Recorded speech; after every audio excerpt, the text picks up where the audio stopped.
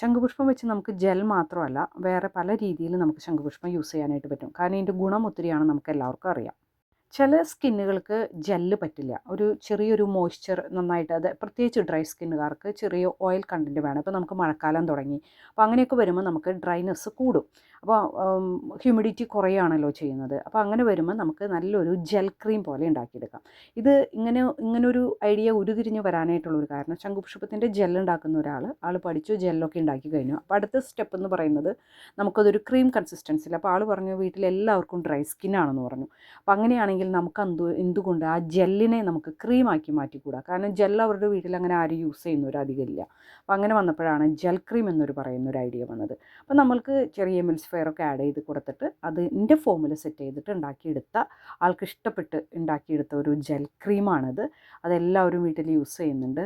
ആൾ ഭയങ്കര ഹാപ്പിയായി ഈ ഒരു കൺസിസ്റ്റൻസി കിട്ടിക്കഴിഞ്ഞപ്പോൾ. അപ്പോൾ എനിക്ക് വീഡിയോ ഇട്ടതാണ്. Thank you.